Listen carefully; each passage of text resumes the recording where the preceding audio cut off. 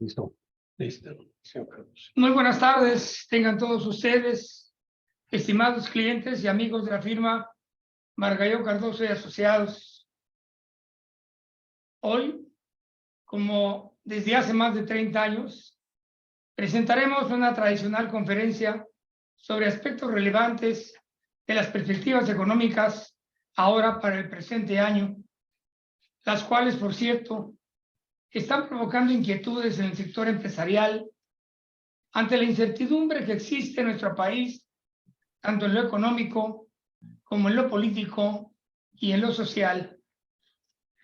En lo económico, como consecuencia de las decisiones del gobierno federal y los posibles escenarios que pudieran generar una espiral inflacionaria o la crisis geopolítica que podría provocar el conflicto Ucrania-Rusia. En lo político, por la imposición de criterios sin un adecuado consenso en lo social, por el incremento en la desigualdad y en la pobreza que estamos observando, que nos ha provocado, en primer lugar, la pandemia y ahora sus consecuencias, a este mal que nos aqueja desde hace más de 2 años, el cual, por cierto, nos ha provocado que nuestras conferencias, que antes eran presenciales, ahora tengamos que hacerlas virtuales. Estoy seguro de que la exposición que hará nuestro ilustre conferenciante, licenciado Mauricio González Gómez, servirá de orientación sobre el programa que habrá que tener la actividad empresarial en este 2023. Agradezco su presencia virtual para este evento y sin más preámbulo, cedo la palabra a mi socio, el contador público Jaime Margallo Fuentes. Buenas tardes a todos y feliz año, que desgraciadamente no se ha dado oportunamente porque ya terminó enero y ya una 11ª parte del año se ha ido, ¿no? Sin embargo, nuestro interés como la firma es que hagamos la promesa que el año que entra, ojalá lo pudiéramos hacer presencial y lo podamos organizar, como siempre lo hemos hecho desde hace mucho tiempo. La firma cumple 30 años, 60 años, el 21 de marzo, perdón, de este año, lo cual nos conduce que más de la mitad de la vida de la firma hemos estado desarrollando estas conferencias con el ánimo de poner y actualizar a nuestros clientes de la situación económica. Y para eso hemos contado desde un principio con el licenciado Mauricio González Gómez, lo cual nos ha permitido realmente el que escuchen por parte de un verdadero especialista las situaciones que él observa como analista político y financiero. Por mi parte, le agradezco a Mauricio siempre su interés en apoyar a la firma y nos permite dar realmente una presentación profesional como siempre lo hemos hecho. Por mi parte, muchas gracias de su presencia, que no deja de ser un estímulo para seguir presentando este tipo de trabajos. Muchas gracias. Me toca leer la semblanza del licenciado Mauricio González Gómez, y si yo la leyera completa, a lo mejor necesitaría otra conferencia como la que vamos a exponer. Por lo que ahora hay una breve descripción de sus principales cargos y antecedentes de Mauricio. Es economista por el Instituto Tecnológico Autónomo de México y de la Universidad de Chicago, donde obtuvo el grado de maestro y la candidatura al doctorado de Economía. Es asesor de inversiones en la Securities Exchange Commission desde 1915. Actualmente se desempeña como socio fundador de GEA, Grupo de Economistas Asociados. Ha sido director adjunto de Asistencia Técnica y Capacitación del Banco del Desarrollo de América del Norte. Fue coordinador de las finanzas del Banco Mexicano Somex. Fue director de investigación económica y director de política económica y financiera de la Dirección General de Planeación de la Secretaría de Hacienda y Crédito Público. Además, se desempeñó como economista del Departamento de Estudios Económicos de Banamex. Fue miembro del Consejo Asesor Técnico del Centro de Estudios Económicos del Sector Privado. Ha sido coordinador del área de finanzas del Departamento de Administración del ITAM y profesor de diversas asignaturas de economía y finanzas en esta institución. Actualmente es consejero de la Casa de Bolsa de Valores Finamex, donde preside los comités de auditoría. Es consejero de seguros Mafre del grupo Biosman y consejero independiente de Fibra E. Además, ha sido consejero de varias instituciones financieras y de diversas sociedades de inversión del Banco Mexicano Somex. Y si por esto fuera poco, ha sido editorialista de la sección de negocios del diario Reforma y comentarista en programas de finanzas en el canal 11, Televisa y Radio Red. Dejo con ustedes al licenciado Mauricio González Gómez. Gracias, José Carlos. Buenas tardes a todos. Me da mucho gusto estar nuevamente en este evento que bien decía Jaime, que ya es una tradición en Vargalló Cardoso. Agradezco a todos pues que se tomen un tiempecito que podría ser de descanso para más bien escuchar la perspectiva y las opiniones que tenemos sobre el futuro económico de México. Y antes de iniciar, pues agradezco a mis amigos de Vargalló Cardoso, a Jaime, a José Carlos, a Rafael, por su invitación y sobre todo les envío, aunque sea por este medio electrónico, una felicitación muy cordial, muy calurosa por este aniversario 60 de la firma, que bueno, se dice fácil, pero sin duda es un gran mérito. Sin más, procedo a hacer esta presentación. Como en ocasiones anteriores, tendremos oportunidad para escuchar sus comentarios y preguntas y espero poder abundar en la información y responder lo que sea necesario. Si ven el título, yo diría que no es un título muy original, ¿no? Negativos y positivos de la perspectiva económica.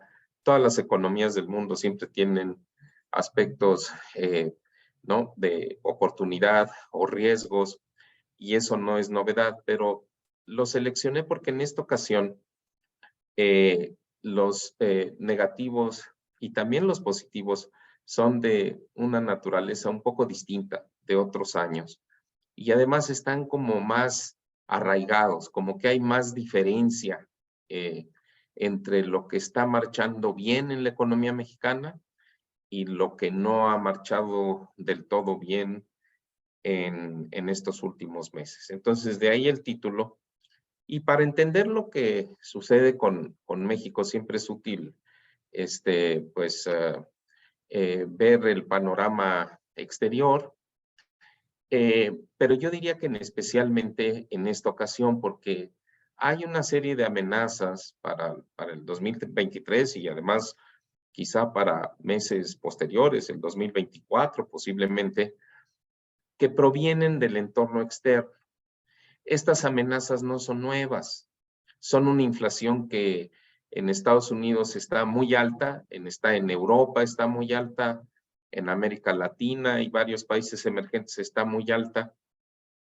Y aunque ha venido mejorando, y ya veremos las cifras, todavía está muy lejos de las metas de los bancos centrales. O sea, la inflación, en español sencillo, la inflación se salió de control, está en proceso de mejorar, pero todavía no se puede cantar victoria de que habrá éxito pronto en volver a controlarla. Volver a controlarla quiere decir inflaciones del 2% en Estados Unidos, inflaciones de entre 3 y 4% en el caso de México. ¿Okay? Esto ha provocado que la política monetaria sea estricta, de nuevo, en español eso significa que los bancos centrales han tenido que subir muy fuertemente las tasas de interés. Se espera que las tasas ya no suban como lo hicieron el año pasado, pero sí van a continuar subiendo este año, aunque sea poquito. Y eso pues genera un encarecimiento del dinero, del crédito sobre todo, y entonces ahí es donde viene un efecto que pues es indeseable, es un de freno para la actividad económica, para el consumo, para la inversión productiva en activos fijos y demás. Y entonces, pues la amenaza o el riesgo de la desaceleración económica se agudiza, se vuelve más importante de lo que fue en meses anteriores. Y como bien señalaba José Carlos, pues continúa la incertidumbre geopolítica. Tenemos este conflicto espantoso entre Rusia y Ucrania. Yo no soy especialista en ese tema, pero yo veo que en lugar de haber una distensión, está ocurriendo al revés. La tensión va creciendo por semanas, se están involucrando más países, Estados Unidos provee de armamento, Europa provee de armamento, Putin, que me parece alguien que está totalmente fuera de sus casillas, no da señales de negociar, a pesar de que ha tenido una campaña de fracaso hasta ahora en Ucrania. Está la amenaza de que los rusos puedan ¿no? utilizar armas nucleares. O sea, no, la tensión geopolítica se complica. Ahora el tema de China con Estados Unidos, y eso siempre pues mete ruido, sobre todo en los mercados financieros a nivel internacional, y también en los mercados de materias primas, en los mercados de petróleo, en los mercados de metales y demás. Entonces, bueno, pues lo que vemos sumado es un entorno internacional difícil, esa sería la palabra. Déjenme mostrar por qué, a ver, por qué enfatizar en esta ocasión lo que está sucediendo en el mundo. ¿Qué importancia tiene eso para México? Por supuesto que el mundo está globalizado, pero ya sabemos que en ciertas ocasiones cuando a nuestro país no le está yendo bien económicamente, pues siempre hay la tentación, sobre todo de los gobernantes en turno y de los políticos, de echarle la culpa al exterior. En esta ocasión creo que el vínculo con el extranjero es muy contundente. Aquí lo ven ustedes, por ejemplo, en el comportamiento de la inflación. En la línea oscura tenemos la inflación al consumidor de México a tasa anual, y en la línea clara tenemos la inflación de los Estados Unidos. Y si yo no les hubiera dicho de qué se tratan estas gráficas, y simplemente les hubiera preguntado si ustedes observan alguna relación entre ellas, probablemente la respuesta sería sí, sí se ve. No son iguales, no son gemelas, pero sí hay una similitud, porque cuando de repente hay altibajos en la inflación de los Estados Unidos, como fue entre 2011, 2014, que se subía y se bajaba y se subía y se bajaba, en el caso de México, en un nivel superior, pero también se subía y se bajaba y se subía y se bajaba. En 2014 en Estados Unidos empieza a disminuir la inflación, eventualmente en México hace lo mismo. A partir del 2016, por un incremento de precios de energéticos, se sube la inflación en los Estados Unidos y en México sucede lo mismo. Entonces, sí hay un vínculo entre la inflación de los Estados Unidos y la inflación de México. La gráfica es innegable. La buena noticia, bueno, la mala noticia es que desde el 2020, por el tema de la pandemia, se empieza a detonar una inflación fuerte en Estados Unidos. En 2021 se eleva a niveles insospechados y alcanza en el 2022 un pico de poco más del 9%. La buena noticia es que a partir de junio del año pasado, la inflación se desacelera. O sea, los precios siguen subiendo, pero lo están haciendo a menor ritmo. ¿Y qué le pasa a la línea oscura, que es la inflación de México? Pues también, cuando en Estados Unidos se subió la inflación, en México se sube, y no es casualidad que en México también el pico de la inflación no se da exactamente en el mismo mes que se dio en Estados Unidos en junio, pero sí se da en el mes de septiembre y empieza a disminuir. Lo está haciendo con más lentitud, pero lo que es un hecho es que si Estados Unidos la inflación sigue descendiendo, en México también seguirá descendiendo. Pero lo que es eso es bueno, es una buena noticia, pero y ya vamos a ver por qué es así, porque no es por casualidad, es simplemente no es por lo que están haciendo los bancos centrales con las tasas de interés, pero si ustedes se fijan, los niveles de inflación que tiene actualmente Estados Unidos y México están muy lejos de las líneas punteadas.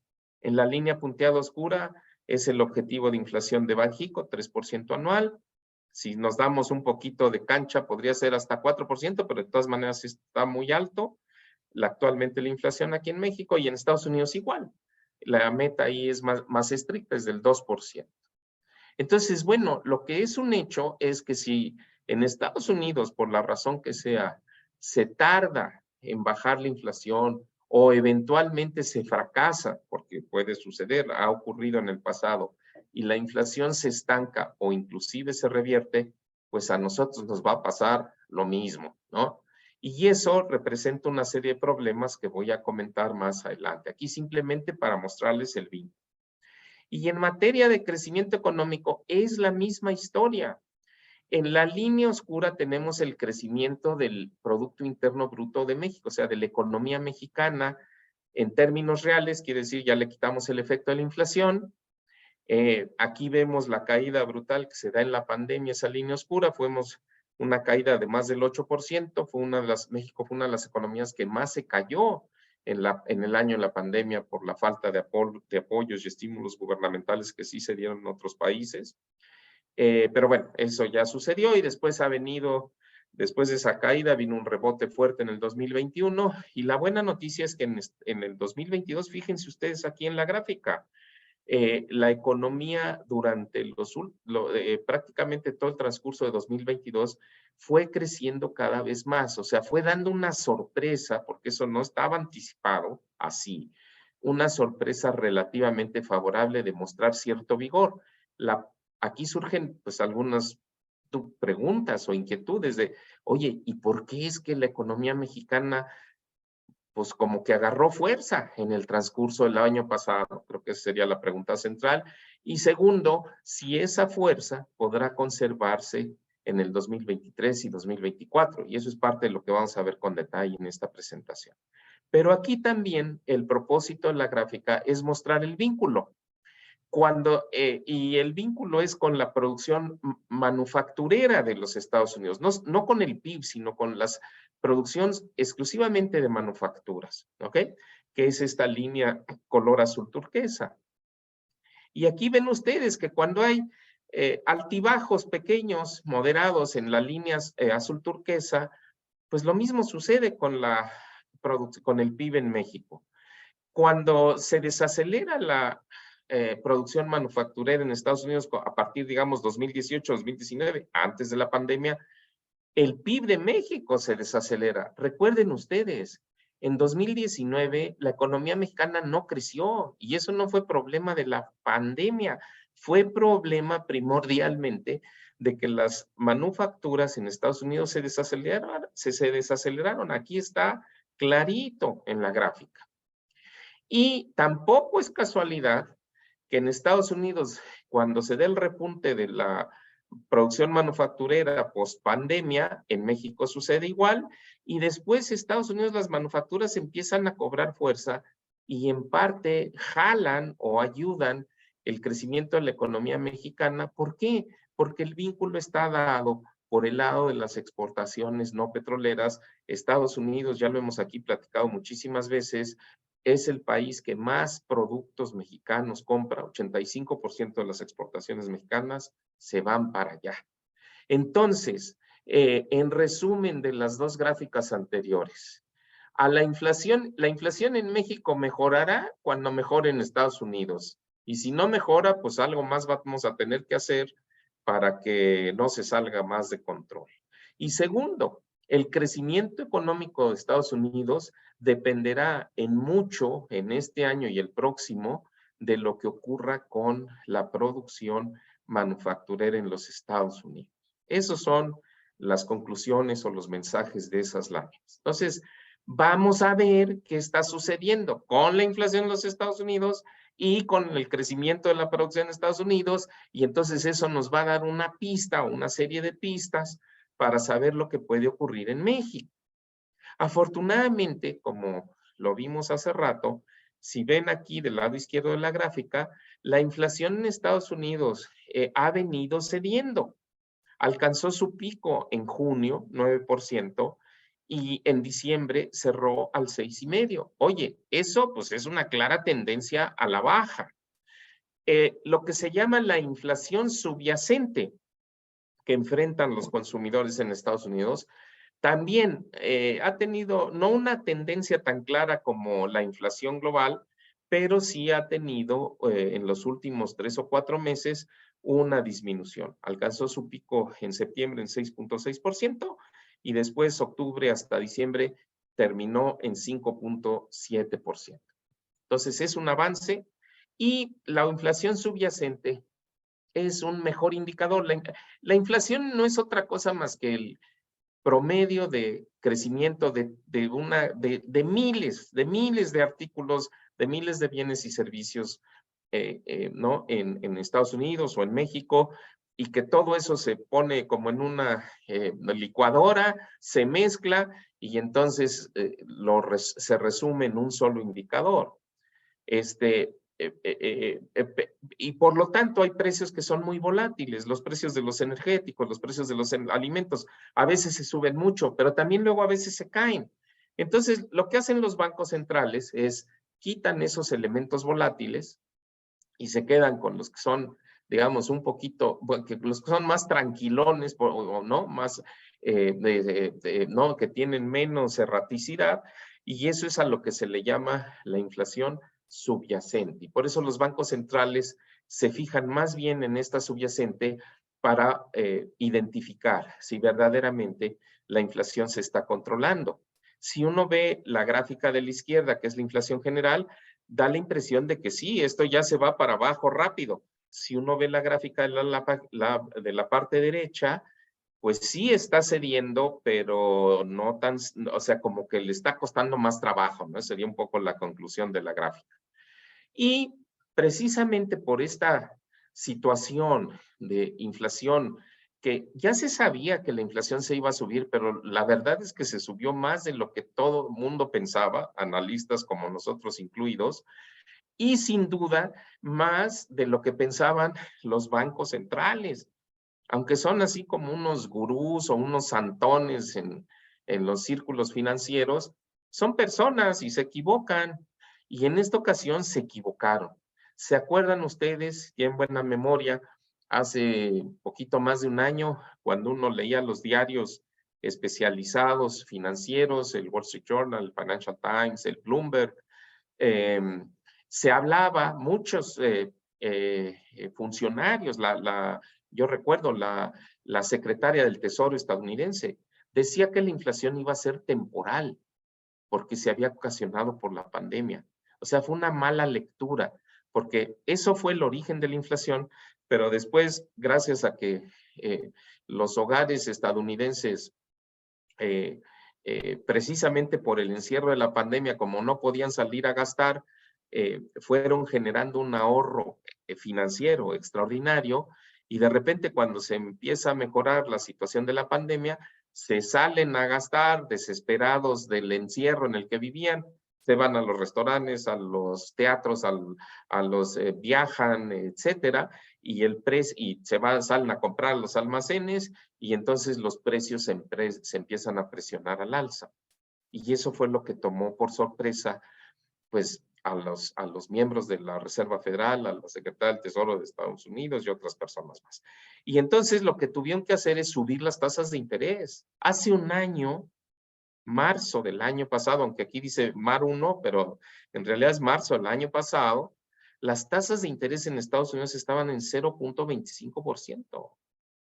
Y hoy están en 4,5%, bueno, 4.75%. Esta gráfica la hice antes de que la Reserva Federal tomara la decisión hace unos días de subirla.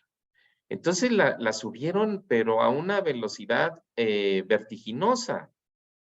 Y uno se pregunta, ¿y para qué subes la tasa de interés? Es más, a mí muchas personas me han dicho, no, hombre, eso es una tontería, porque si tú subes la tasa de interés, lo único que sube son los costos, y al subir los costos se presiona la inflación hacia arriba, no hacia abajo. Bueno, ese es un juicio de sentido común, pero a veces las economías no funcionan con el sentido común, ¿no? Sino que tienen sus truquitos, pues, ¿no? Y uno de esos truquitos es la razón por la cual al subir la tasa de interés, la inflación empieza a ceder, y ya vimos que sí lo hace, es porque se encarece el crédito. Y cuando se encarece el crédito, ¿qué haces? Pues usas menos crédito, como todo en la economía, ¿no? Es más caro, menos uso. Y entonces el consumo se empieza a desinflar. Aquí venía creciendo a ritmo mensual, o sea, el mes X respecto al mes anterior, ¿no? Y vemos cómo el consumo, que durante todo 2022 venía creciendo entre 0.7 y 1% mensual, que es muchísimo, terminó ya en noviembre, que son las últimas cifras aquí, prácticamente ya sin crecer. ¿Y por qué es eso?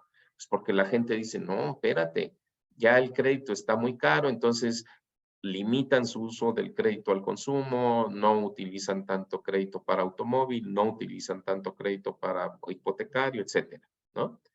Y entonces el consumo de todo tipo de bienes y servicios, que es esto que se llama aquí consumo personal, pues empieza a crecer cada vez menos. Y en algunos indicadores inclusive empieza a caer.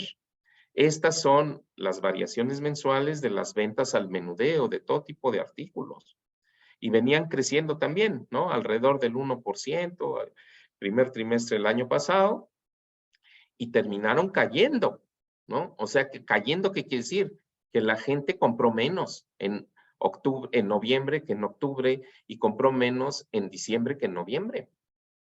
Y es por esa razón del incremento de las tasas de interés. Y cuando tú eres un productor, o sea, un fabricante, pues, ¿qué haces cuando ves que los pedidos se empiezan a hacer más chicos, o ya no, o más bien, que ya no te están creciendo tanto los pedidos como lo venían haciendo? Pues entonces la producción se empieza a minorar. Y aquí ven ustedes cómo el crecimiento de la producción industrial, también que estaba 4 o 5% de crecimiento, aquí sí a tasa anual, o sea, cada mes comparado con su contraparte del año anterior, terminó con un crecimiento de 1,5%. Todavía no es una caída, no es una contracción, pero sí es una desaceleración muy fuerte. Y ojo, en la producción manufacturera, las manufacturas son parte de la producción industrial, ahí ya empezaron a aparecer los focos amarillos, porque ya en diciembre se cayó la producción manufacturera de diciembre, fue menor en 2022 en comparación con diciembre del 2020. ¿Y qué lámina les mostré al principio? La producción manufacturera. Entonces, si se está desacelerando la producción manufacturera con mucha velocidad en los Estados Unidos, ¿qué es lo que le va a suceder eventualmente a los pedidos de productos de manufacturas que México elabora y vende en el mercado de los Estados Unidos, que son las exportaciones no petroleras? Y ojo, mucha gente todavía tiene la idea de que México exporta sobre todo automóviles o pantallas de televisión, y no es cierto. Bueno, sí exporta eso, pero las exportaciones en los últimos 8 o 10 años en México se han diversificado brutalmente. Creo que no incluí la lámina, pero se los platico, porque yo cuando vi los números les comento que no los creía. En enero a septiembre del 2022, que fue cuando yo vi el número, las exportaciones de motocicletas, yo ni siquiera sabía que exportábamos mis motocicletas, crecieron 6,000% en comparación con el nivel que tenían en el 2018. 6,000%. Yo creo que le estamos vendiendo motocicletas pues a todo el mundo, ¿no? Y obviamente eso pues genera empleo, genera inversión, genera actividad económica local, porque depende de dónde están las factorías, etc. Pero bueno, antes de llegar a esos detalles, ¿qué es lo que están viendo los especialistas en términos de crecimiento del PIB? Como yo les decía, pues aquí la opinión siempre está dividida, pero en este caso está como más dividida, porque el Fondo Monetario Internacional hace 3 o 4, bueno, la semana pasada, publicó sus estimaciones de crecimiento del PIB de los Estados Unidos y piensa que el PIB en ese país sí va a crecer. Yo creo que están haciendo cuentas muy alegres. Ahorita les voy a tratar de mostrar la evidencia. Pero bueno, pues no importa, eso es lo que ellos estiman y pues el fondo es una autoridad en esa materia, no se puede pasar por alto su opinión. El Banco Mundial está más moderado, 0,5% de crecimiento. Nada más para que se den una idea, el año pasado el crecimiento del PIB de los Estados Unidos fue 2,3%. Entonces, hasta el más optimista, que en esta ocasión es el Fondo Monetario, está anticipando una desaceleración, pero con un crecimiento importante. La Reserva Federal, 0,5% de crecimiento para este año. Corredurías como JP Morgan, Morgan Stanley, 0,5%.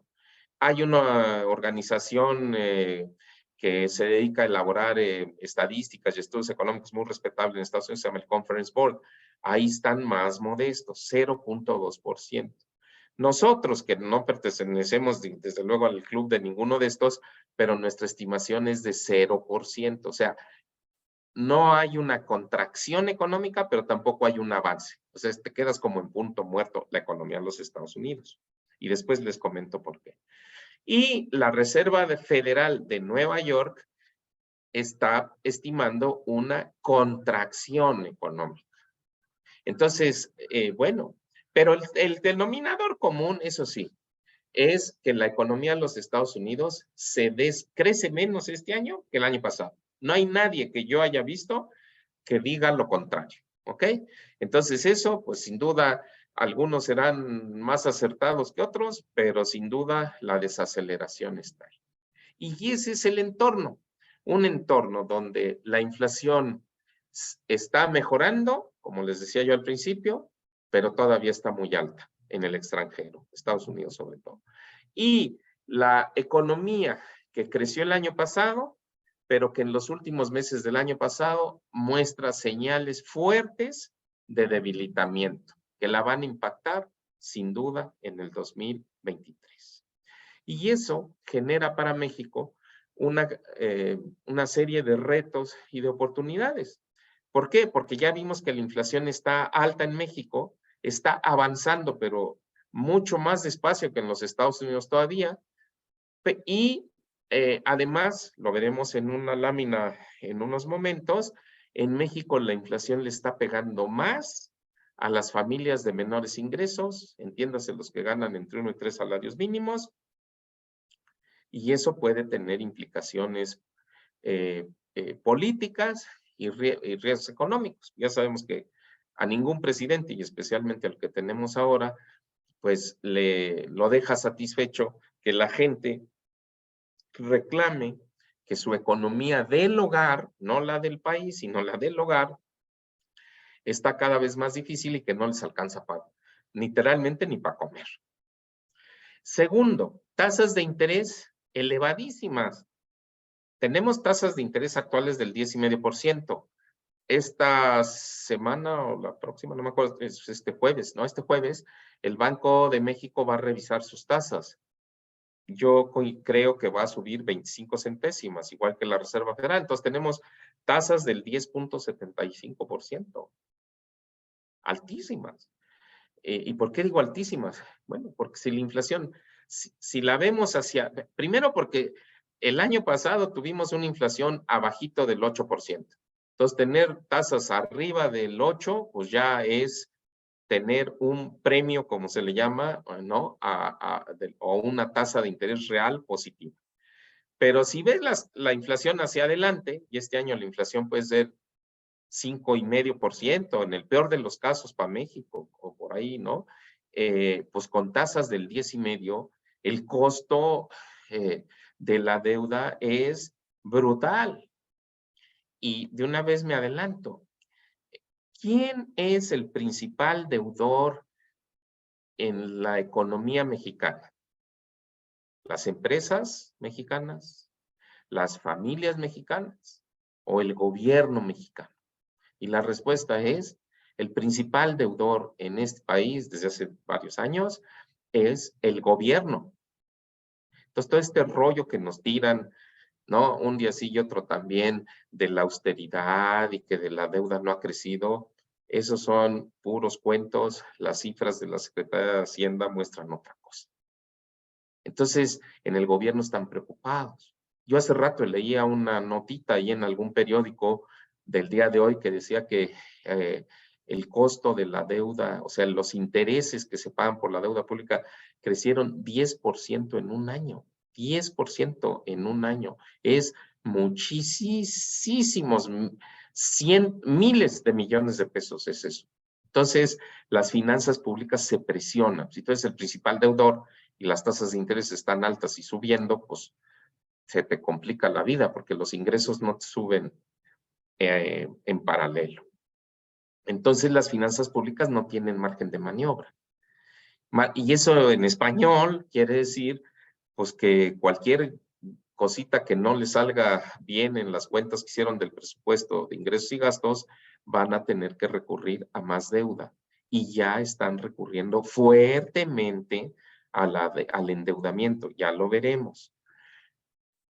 Y ahí están las amenazas, los riesgos, los problemas potenciales. Pero también hay cosas, decía yo, pues esos son los negativos de la economía mexicana, los negativos principales. Pero también hay positivos.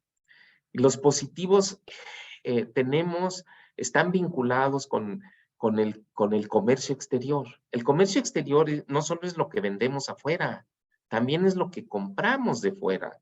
¿Y por qué lo que compramos de fuera, pues que no se produce aquí por definición, maquinaria, componentes, insumos de producción, por qué le generan beneficios a la economía mexicana, aunque no se produzcan aquí?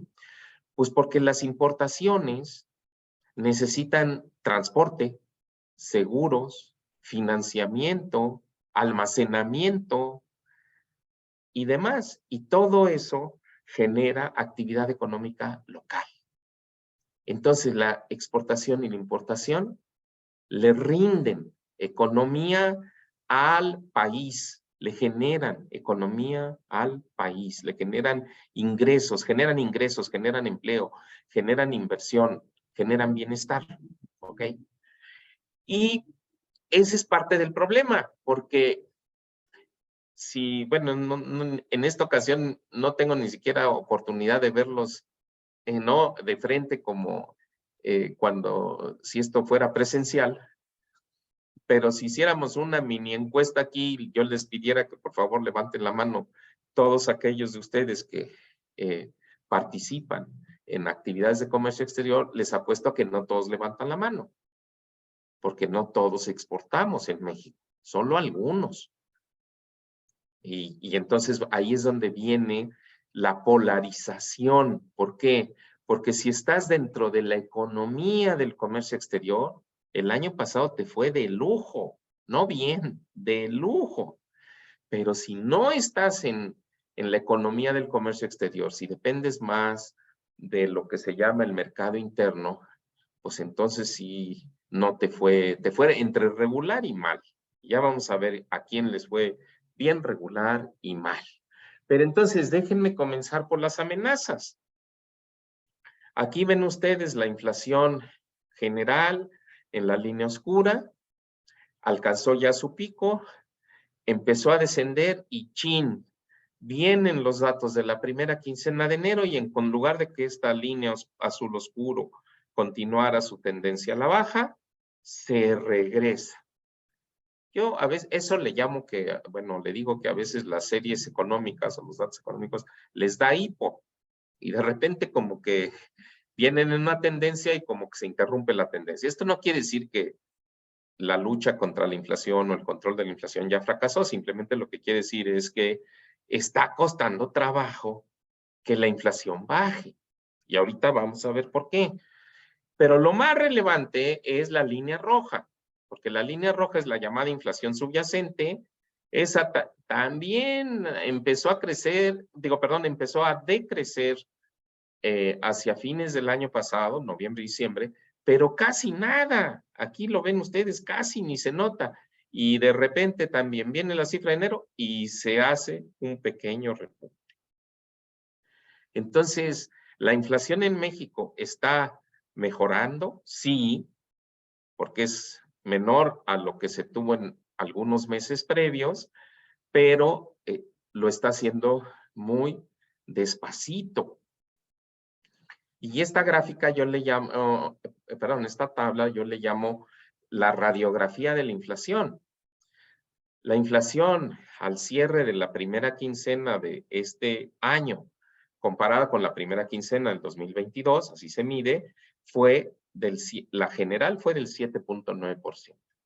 La primer noticia desfavorable, la subyacente fue del 8.5%, o sea, está arriba de la general y normalmente debería de estar abajo de la general precisamente para inducir este movimiento hacia abajo de manera más franca y no lo está haciendo. La mejoría en la inflación vino por el llamado componente no subyacente porque empezaron a bajar los precios de algunos energéticos y de algunas materias primas, pero no es una situación generalizada.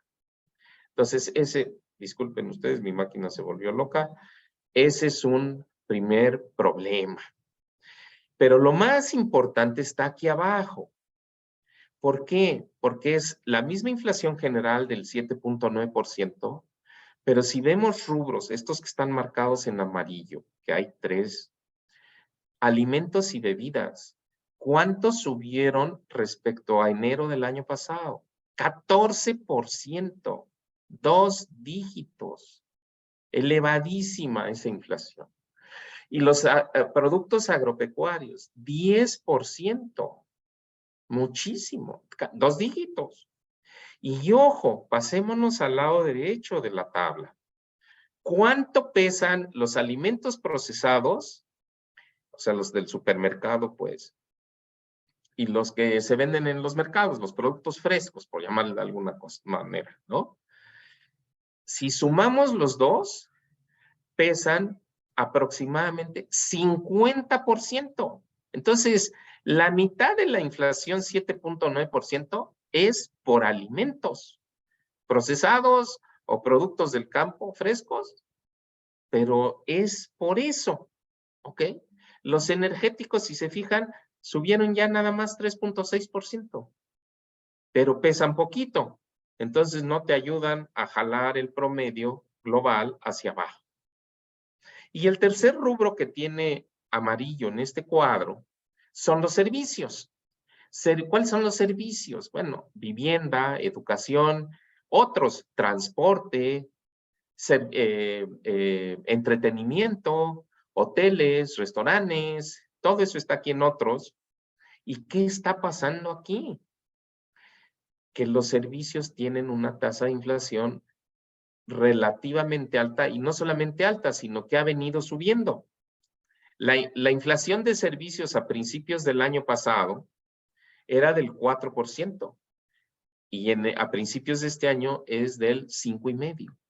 ¿Y por qué ha venido subiendo? Porque también en México hay un segmento de población importante, la clase media, media alta, media sobre todo, porque es numéricamente la más grande, que no perdió su chamba con la pandemia, la conservó, le siguieron pagando, reprimió su consumo porque pues, todos estuvimos de una u otra manera en un encierro involuntario, y entonces cuando empieza a disminuir el riesgo del COVID, la gente sale a gastar. Y ustedes lo habrán visto, los restaurantes llenos, los aviones llenos, muchos hoteles llenos, los espectáculos llenos, los conciertos, etcétera, etcétera, etcétera. Y entonces, pues eso hace, ¿no? A ver, yo tengo amigos restauranteros, entonces dicen, oye, yo tuve mi restaurante 4 meses cerrado, 6 meses cerrado. Si yo veo que me empieza a llegar más clientela, pues me aprovecho para subir un poco los precios y recuperarme de los ingresos que no tuve. Pues eso es lo que está sucediendo aquí. La inflación de servicios no está por el lado de la vivienda, que son aquí sobre todo rentas, 3.4%, ni por las colegiaturas, 4.5%, sino por los otros servicios en donde el incremento de inflación, el incremento de precios es 7.5%. Y los servicios en su conjunto representan el 25% de la inflación global, del 7.9%. Entonces, si esto no empieza a ceder, por eso le está costando más trabajo en México bajar la inflación que lo que está sucediendo en los Estados Unidos. Porque aquí hay un componente interno, componente del mercado interno, que no la está dejando bajar, que es gente que está comprando servicios. Así de sencillo, ¿ok? Bueno, ¿y cuáles son? Yo también me han dicho, no, bueno, ¿y cuál es el problema, hombre? Una inflación, pues sí, es muy bueno tener inflación del 3 o el 4 a tasa anual, pero total, hombre, si tenemos del 7, no hay bronca. Pues que todo suba al 7 y ya estuvo. No, es que no funciona así. Suena bonito, pero no funciona así. ¿Por qué? Porque si te quedas con la inflación alta, aunque sea al 7, al 8, para empezar siempre existe el riesgo de que se les dispare, ¿no?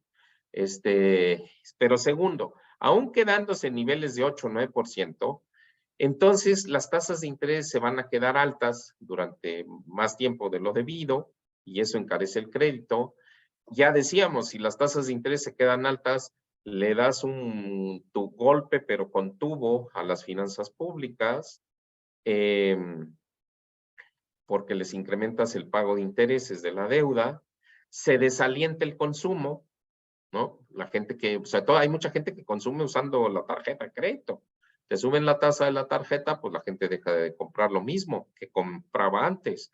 Y sobre todo la inversión en las empresas, ¿no? Se hace menos rentable la inversión en activos fijos y todo eso hace que se desacelere la economía, que se obstaculice el empleo y que se deteriore te pones un freno al crecimiento económico. Entonces, la inflación no se puede quedar o no se debe quedar en niveles del 7-8%, porque entonces se empiezan a gestar problemas que después son más difíciles de solucionar. ¿Y cómo se ven entonces las tasas de interés para este año? Ojo, esto no es un pronóstico puntual, porque esto dependerá de lo que va sucediendo con la inflación y con el crecimiento económico en Estados Unidos y en México. La barra oscura son las tasas de interés en México y la barra clara. Simplemente lo presenté para darnos una idea de algunas cosas que quiero destacar. Primera cosa, en diciembre las tasas en Estados Unidos cerraron al 4.50 y en México al 10.50. Lo primero que destaca aquí es la diferencia entre México y Estados Unidos, que es bestial. Son 6 puntos porcentuales, son 600 puntos base. Siempre México tiene tasas de interés más altas que Estados Unidos. La diferencia normal es de 300, 350, pero 600 es una bestialidad. Entonces, eso empieza a afectar el comportamiento del tipo de cambio, genera movimientos especulativos de capital de fuera hacia México, que cuando entran deprimen la paridad, pero cuando se salen la botan. Entonces, se empiezan a generar muchísimos problemas cuando tienes una diferencia tan grande que no se va a poder sostener. Primer punto. Segundo punto, Estados Unidos, ya lo dijo clarito, hace 3 o 4 días el presidente de la Reserva Federal de los Estados Unidos, la inflación en Estados Unidos está avanzando, pero todavía no están convencidos de que pueda regresar al 2% en el 2025, ¿eh? O sea, todavía falta 2 años. Entonces van a tener que subir las tasas. Y el presidente de la Reserva Federal, pues probablemente la suba al 5% en el mes de marzo.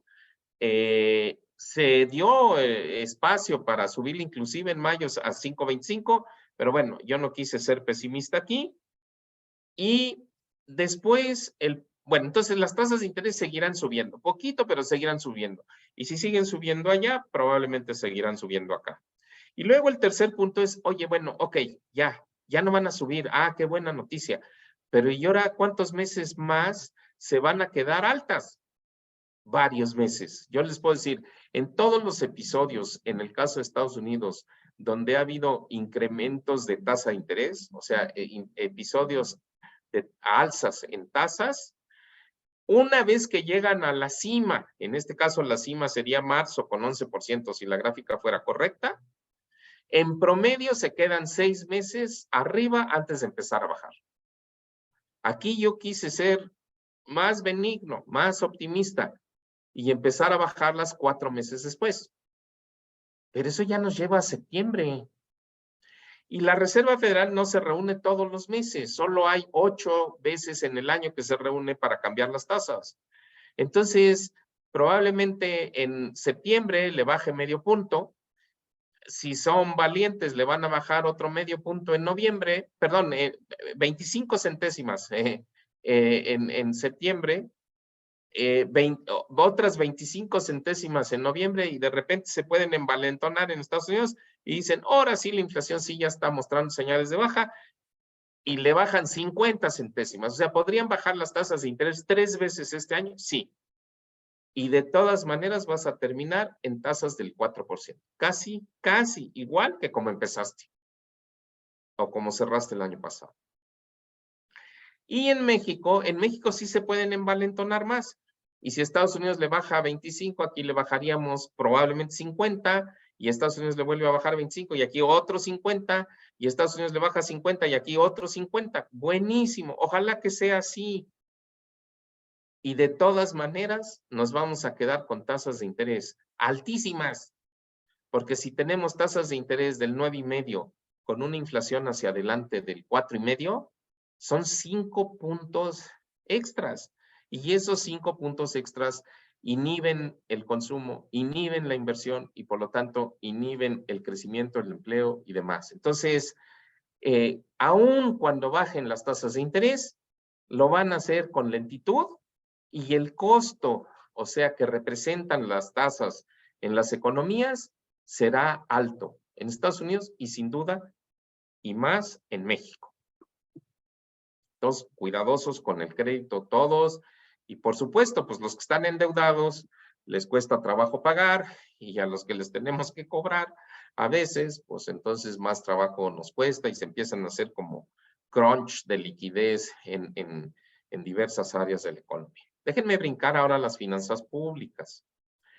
El primero, estas son las finanzas, arriba los ingresos, en medio los gastos y en el último renglón el déficit fiscal, en su versión más amplia, que son los requerimientos financieros del sector público, por eso están esas siglas. A veces es un tecnicismo. Es el déficit, la diferencia entre ingresos y gastos. ¿De cuánto fue esa diferencia en 2021? Fue de 1 millón de millones de pesos. O sea, es 1 millón, ¿no? Con 6 ceros adicionales. Es una bestialidad. Entonces, eso de que no se está endeudando el gobierno en su conjunto, pues no es el caso. ¿Y de en cuánto terminó el déficit el año pasado? En 1.260.000 millones de pesos. Eso es 17% más alto 2022 que 2021 en términos reales, quitándole el efecto de la inflación. Es una bestialidad. ¿Y por qué es eso? porque los ingresos crecieron 2,5% real, sobre todo por un aumento importantísimo en los ingresos petroleros derivado de la guerra, y se subió el precio del petróleo y entonces pues nos lo pagaron mejor y subieron casi 20% los ingresos de petróleo y derivados. Pero como la economía no, aunque creció, el gobierno decidió dar subsidios a la gasolina y entonces los mayores ingresos que tuvieron por la venta de petróleo los echaron a la coladera subsidiando la gasolina, porque el 70% de la gasolina que se compra, que se consume en México, los que consumimos en la estación de gasolina, viene del exterior. Y entonces al venir del exterior, pues quiere decir que para que no suba el precio aquí y la gente no proteste, el gobierno tuvo que sacrificar ingresos, o sea, le dio un subsidio. Y pues entonces lo que ganó acá, lo perdió acá. Entonces no sirvió de nada la bonanza petrolera.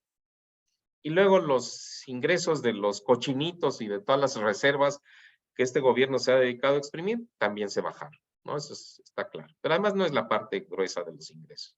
La parte gruesa son los impuestos y el petróleo. Y el gasto creció más que los ingresos. Bueno, pues como en cualquier lugar, persona, familia o empresa que gaste más de lo que ingresa, pues se tiene que endeudar y ya lo vimos. Y aquí lo que preocupa es que subió el gasto de los diferentes programas de gobierno, los programas sociales, lo de los viejitos, la obra pública, el Tren Maya, todas esas cosas están aquí en el gasto programable, pero sobre todo está creciendo el llamado gasto no programable, que eso cuando te lo dicen así no entiendes de qué se trata. El gasto no programable es que no son programas de gobierno, sino que son gastos obligatorios. El pagar intereses de la deuda pública no es un programa gubernamental, es una obligación gubernamental. Y eso es lo que está, eso más las pensiones públicas que también están creciendo por el envejecimiento de la población, pues aumento del 8%. Entonces, algunos gastos vienen ya francamente disparados, sobre todo los obligatorios. Y otros, y los ingresos, pues ya no se ve de dónde pueden. Este año no van a subir los ingresos petroleros. Y si la economía crece poco o nada, pues tampoco van a subir los ingresos tributarios. Y los gastos sí van a seguir subiendo. Entonces, ¿qué pasa si los gastos este año crecen más que los ingresos? Pues otra vez te va a subir el déficit y probablemente no te va a subir poquito.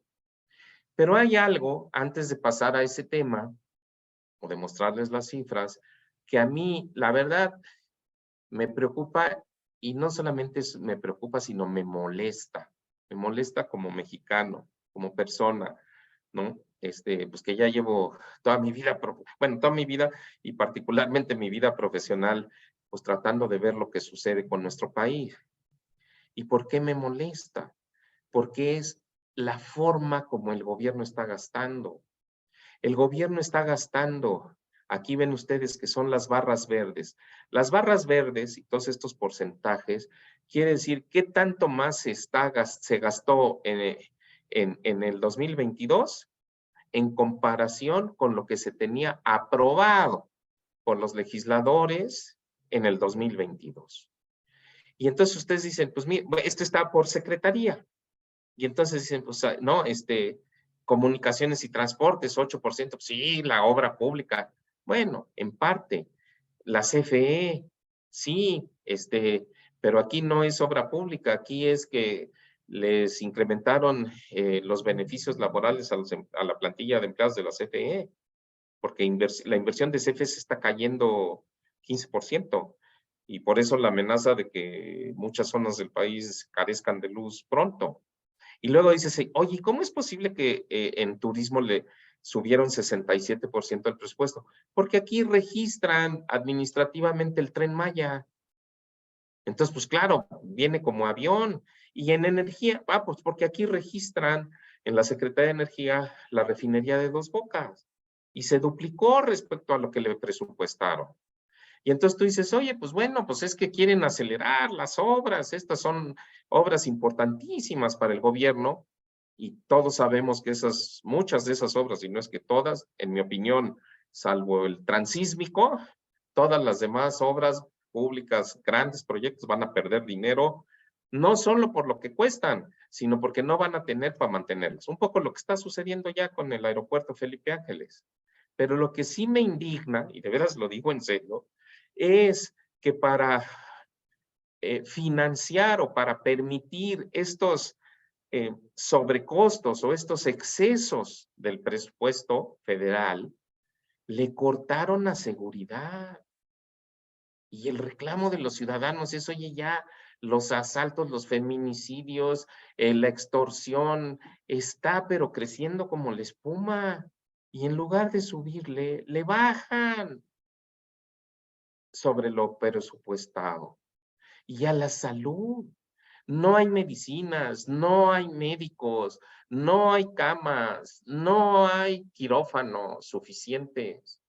El problema de los niños del cáncer es para llorar literalmente.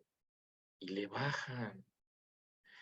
Y le bajan a la educación como si tuviéramos luminarias en las escuelas públicas.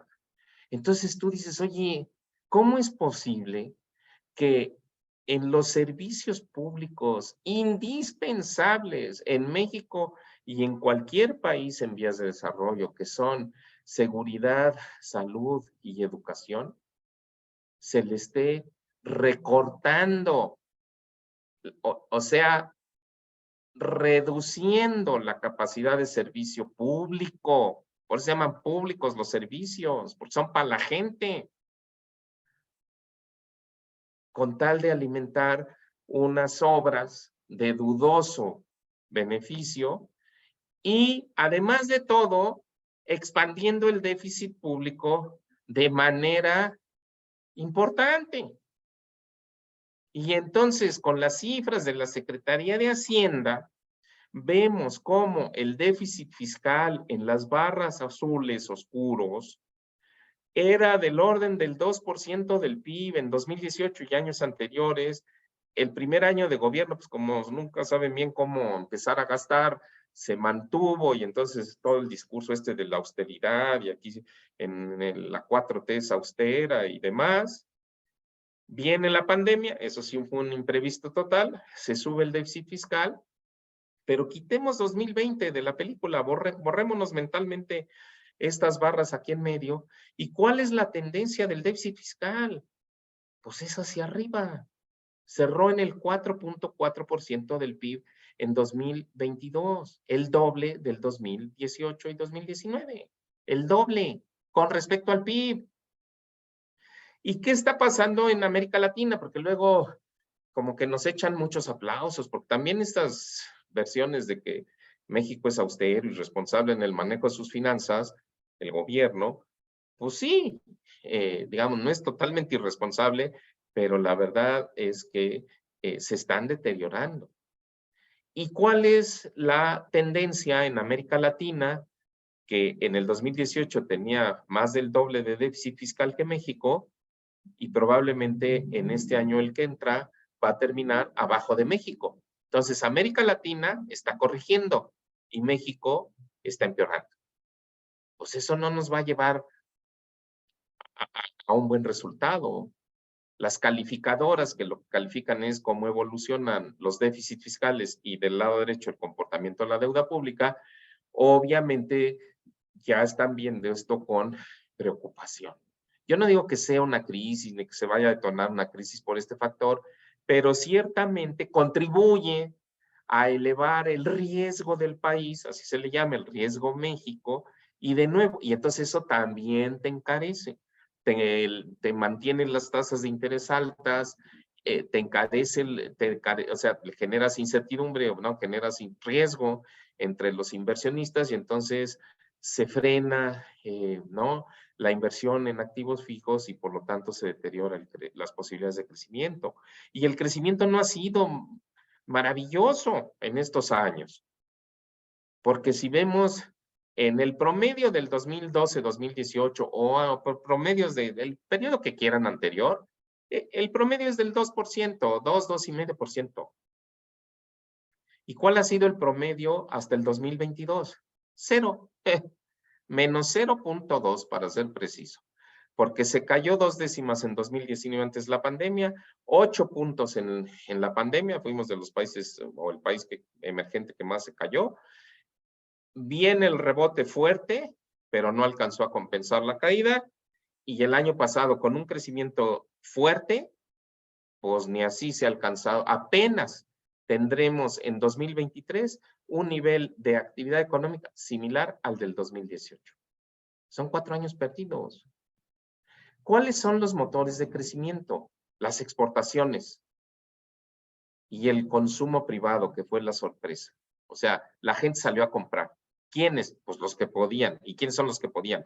Pues la clase media para arriba.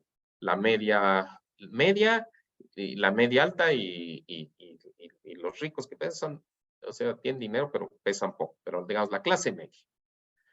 Bueno, entonces esos fueron los motores. ¿Y cómo pintan para este año algunos de esos motores? Pues mira, en el tema del consumo, también hay que tomar en cuenta que hubo buenos avances en el mercado laboral, porque al cierre del 2021 había 56.9 millones de personas que tenían una ocupación. Ojo, ocupación es diferente de empleo. Ocupación es que tienes un ingreso producto de tu trabajo. Si estás registrado en el IMSS, se llama formal. Si no estás registrado en el IMSS, se llama informal. Pero es la lana que llevas a tu hogar. Punto. Ese es básicamente, ¿no? Pero avanzó. Subió 2 millones la gente que percibió dinero por su ocupación entre el transcurso de 2022. 1 millón aproximadamente, poquito más de 1 millón en el sector formal, que bueno, tienen prestaciones sociales, y más o menos 1 millón, poquito menos, en el informal, que ese no es tan bueno porque no tienen prestaciones sociales y además en promedio ganan menos. Pero ojo, hay 18 millones de personas, bueno, hay 4 millones de personas que no trabajan tiempo completo. Por eso se llaman subocupados, porque ellos quisieran trabajar más tiempo y no se puede. Pero en las estadísticas oficiales hay una cosa que se llama la población en condiciones críticas, que son personas que trabajan menos de 35 horas a la semana, entonces obviamente tienen bajos ingresos, con ingresos de un salario mínimo, entonces sus ingresos son sumamente bajos, o trabajan tiempo completo, 48 horas, pero tienen ingresos abajo de 2 salarios mínimos. Entonces, bueno, 18 millones de esos pues, se mantuvieron muy altos, ahí no hubo mejoría. Entonces, mientras no se mejoren los ingresos de pues ahora sí que de la población ocupada, pues difícilmente se le va a dar fuerza al crecimiento económico en nuestro país, al consumo. ¿Qué sectores han avanzado mejor y cuáles no tanto? En las manufacturas, aquí ven ustedes esta cosa que se llama concepto que es brecha. Brecha no quiere decir otra cosa más que cuál era el nivel de producción en noviembre del 2022 comparado con el 2019, o sea, antes de la pandemia, y la mayor parte de las manufacturas están en verde porque quiere decir que ya rebasaron el nivel que se tenía previo a la pandemia. Y en el caso de las manufacturas, salvo la cadena textil, ¿no? Textiles, insumos, prendas de vestir o cuero y piel, bueno, ese no es textil, pero está vinculado, ahí todavía hay un rezago en volumen de producción respecto a la pandemia. Entonces, claro, si tú eres proveedor o participante aquí en esta industria textil o de cuero y piel, pues sí, la vez está muy difícil.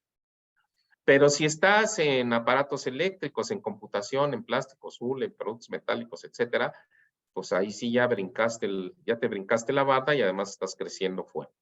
En el caso de los servicios, hay algunos que ya se han recuperado, los servicios inmobiliarios, porque ahí sí con la pandemia hubo muchísimo movimiento de gente que se salió de las ciudades principales, se fueron a otras ciudades más pequeñas, entonces generó mucha actividad inmobiliaria, el transporte vinculado al comercio exterior, ya lo vamos a ver, la salud por la pandemia, pero hay servicios rezagados, servicios profesionales, contadores, abogados, no se diga economistas, hoteles y restaurantes, no se terminan de reponer, escuelas, esparcimiento.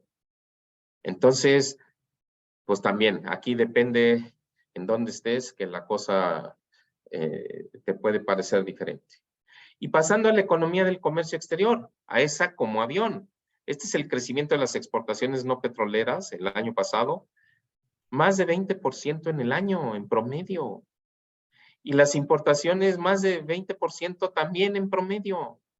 Nomás para que nos demos una idea, en los primeros 9 meses del año, las exportaciones e importaciones no petroleras sumadas son 800,000 millones de pesos. Esa es una economía en sí misma. O sea, hay países en América Latina que en todo el país no alcanzan 800,000 millones, perdón, de pesos, no, de dólares. 800,000 millones de dólares.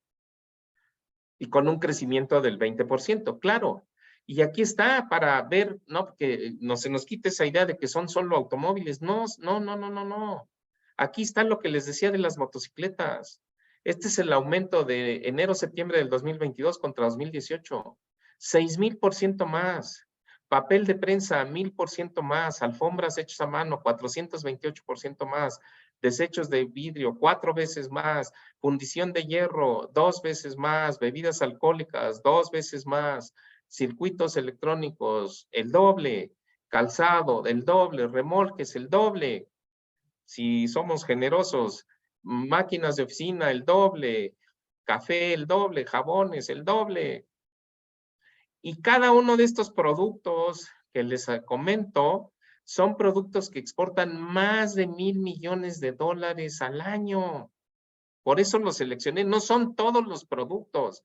O sea, no es que estemos exportando 50 millones de dólares de motocicletas. No, motocicletas se exportan más de 1,000 millones. Y papel, y alfombras, etc. Todos estos que están aquí en esta gráfica. Entonces, México es una potencia exportadora enorme, enorme. Finalmente, el Tratado de Libre Comercio, después de 20 y tantos años, ya sigue madurando y estos son los frutos que genera. Y cuando tú tienes ese crecimiento en producción, necesitas ampliar tus fábricas. Y algo que yo todavía no entiendo por qué no le hacen más eco, más propaganda, es a la inversión que traen los extranjeros a México en activos fijos. Y si ustedes ven, ha sido en promedio 2012-2018 fue 33,000 millones de dólares, de los cuales 11,000 fueron en cash nuevo cada año, y la diferencia entre estas dos es reinversión de utilidades de empresas extranjeras que ya están en el país. Y salvo el año de la pandemia, en esta administración se ha superado el promedio de los últimos 6 años antes del inicio de esta administración. Oye, y esto está viniendo gracias a las maravillas de política pública que tenemos. No, es a pesar de ellas. Es por el crecimiento y el florecimiento que vemos de la economía del comercio exterior. ¿Y en dónde se da la inversión extranjera? ¿Solo en manufacturas? No, en manufacturas es pues, como una tercera parte. Se da en minería, en construcción, en comercio, en transporte, en medios de comunicación, en servicios financieros, en hoteles. ¿Y dentro de las manufacturas se da solo en coches? No, en química, en plástico, en metales básicos, acero, hierro, cómputo, aparatos eléctricos. Y entonces, todo este tema del nearshoring quiere decir que por razones de logística, algunas empresas extranjeras deciden reubicar sus plantas, o no reubicar, sino simplemente su expansión de plantas, hacerla en países diferentes, más cercanos, ¿no? Estoy hablando sobre todo de la inversión que hacen las empresas estadounidenses. Y Morgan Stanley hizo un estudio muy, muy serio, muy completo, es el mejor que yo he visto, porque el tema del nearshoring no es fácil medirlo. Hizo una encuesta entre 400 CEOs mundiales de empresas enormes que invierten en México y en China. Y les dijo, a ver, califícame. Y dime, ¿dónde tiene México ventaja sobre China, que es lo azul, y dónde tiene China ventaja sobre México? Y vean las ventajas. México es ventaja en salarios, en costos del sistema de salud, en costos de commodities, en impuestos, en proximidad a los clientes, pues claro, estamos junto a Estados Unidos, en estabilidad cambiaria, en riesgo geopolítico, en protección de propiedad intelectual. ¿Y dónde nos aventajan los chinos? En que ellos están más cerca de los proveedores, porque muchos están en Asia, tienen mejor mano de obra calificada, es más abundante, y sus economías crecen más, y sus cadenas de suministro están mejor integradas.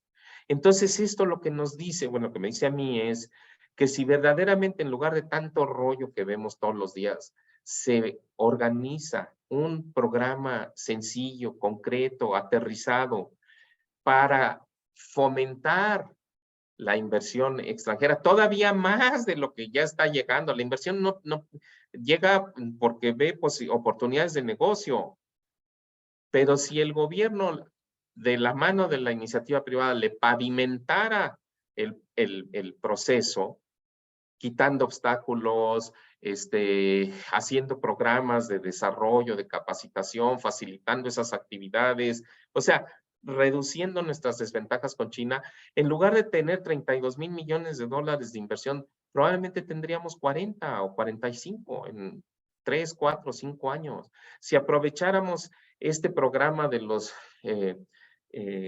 semiconductores en los Estados Unidos, que por razones geopolíticas Estados Unidos quiere incrementar su producción de semiconductores, pues lo podríamos hacer aquí en México, si nos organizamos. Pero perdón, con todo respeto, es mucho ruido, mucho verbo y pocas acciones hasta ahorita. Ojalá que se cambie y que se tome más en serio eso, porque las oportunidades para México pueden ser buenas. Y podríamos tener 10, 15 mil millones de dólares más de inversión extranjera por año. No nos va a hacer crecer eso solito al 3 o 4%, no nos hagamos las ilusiones, pero sin duda contribuye. Ojalá. Sin embargo, hay, como siempre sucede, algunas nubes grises en el horizonte de la economía del comercio exterior, que son las disputas. Las disputas por el tema eléctrico, porque las empresas energéticas que están en nuestro país se quejan de que no se les da trato igual y que se dan privilegios en abastecimiento y otras cosas a la CFE y a Pemex, y es cierto, porque son cosas que están inscritas en la nueva ley y les dan ese tratamiento preferencial, y entonces dicen, eso no se permite en el tratado de libre comercio. Entonces, o nos regresamos a lo que se permite en el tratado, o vamos a ponerle sanciones a México. Y aquí, ¿cuál ha sido la respuesta? Hasta ahorita, nada en concreto. Que sí, que no, y ahí se la capotean y cambian ¿no? Quitan a la secretaria anterior o se fue y llega una nueva y no, no se ve claro, pues, ¿no? Digo, nosotros hemos hablado con los funcionarios del otro lado y no tienen claridad de realmente, no ven voluntad así firme para corregir el tema, porque hay un problema político. Para corregir ese tema tienen que corregir la ley, y la ley fue promulgada en este gobierno con el aval o el impulso que le dio personalmente el presidente.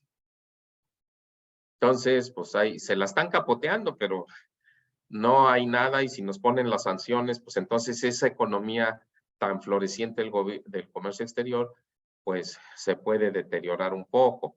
Y lo mismo con el maíz, ¿no? Sacan un decreto que no ha entrado en vigor para limitar o prohibir la importación de maíz amarillo que se usa para consumo animal en nuestro país, que no producimos lo suficiente, el maíz transgénico. ¿Y cuál es la razón? Pues que hay algunas personas que han convencido al presidente de la República que el maíz transgénico es dañino.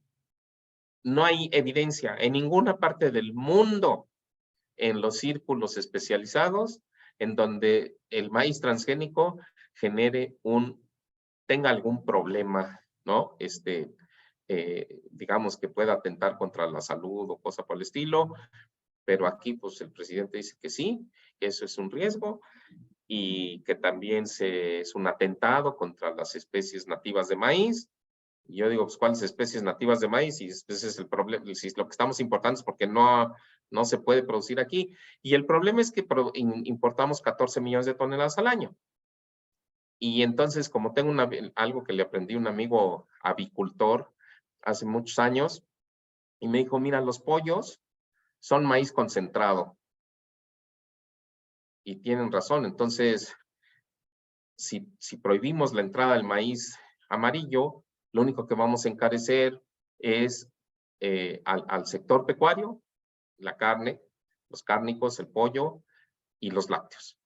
Y lo que estamos viendo es que la inflación, ¿cuál es la peor inflación que tenemos en el país? La de alimentos. Y con esto, si procede, pues le vamos a dar en la torre todavía más. Y ya para terminar, el tema del tipo de cambio. Y bueno, desde que empezó el año, el superpeso porque está abajo de 19. Bueno, a ver, esto ya lo he comentado, pero lo vuelvo a comentar. A ver, el tipo de cambio es la variable financiera más libre que existe en el país, porque nadie le mete mano.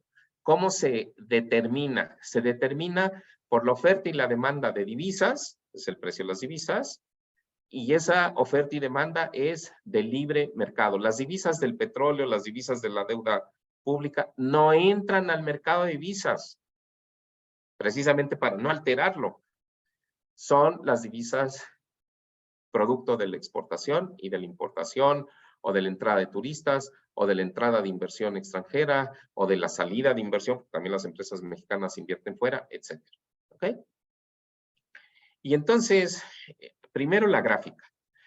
Empieza la administración y el tipo de cambio se mueve con sus altibajos diarios entre 18.50 y 19.50. Esto no es una banda de mercado, o sea, es una fluctuación que se da en el mercado.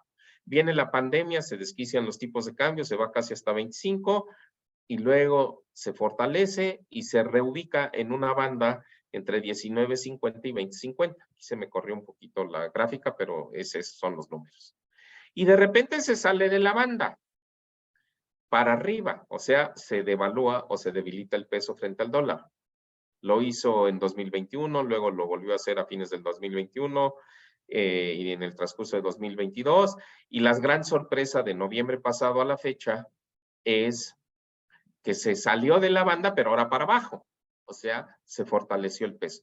Y entonces todo el mundo, no, es el superpeso, y es que eso es producto de o símbolo, emblema de la fortaleza de México, ¿no? Y ya sabemos quién lo dice cada semana, casi se puede. Bueno, pues no. ¿Por qué es eso?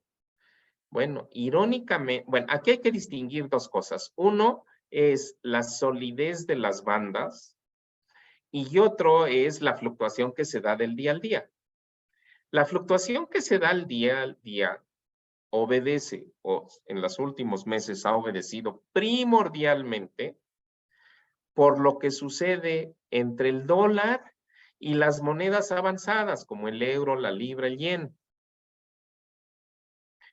¿Por qué? ¿Y qué ha sucedido? Si aquí están las cifras no mienten. Entre el 4 de noviembre y hasta aquí hice las cifras 4 o 5 días, el dólar se debilitó frente a las monedas avanzadas 5.7%. Y el peso, eso no lo vemos aquí en la gráfica, ese es un dato que yo les doy. ¿Y qué le pasó al peso? Eso sí lo vemos aquí en la gráfica. En ese periodo se fortaleció 5.9%. ¿Ustedes creen que esto es casualidad? No, no es casualidad, es causalidad. ¿Por qué? Porque desde hace muchos años, precisamente como el peso, los gobiernos no le meten mano a la paridad, afortunadamente desde el año 1995, que tuvimos la última megacrisis. Entonces, precisamente por eso, el peso se ha utilizado en el mundo entero como una moneda que los cambistas, o sea, los que se dedican profesionalmente a la actividad de cambios, utilizan para protegerse. Entonces, cuando un cambista ve que el dólar se debilita frente a otras monedas, lo que quiere es salirse de los dólares. Y una manera de hacerlo es salirse, o sea, vender sus dólares. Esa es una forma, pues te sales.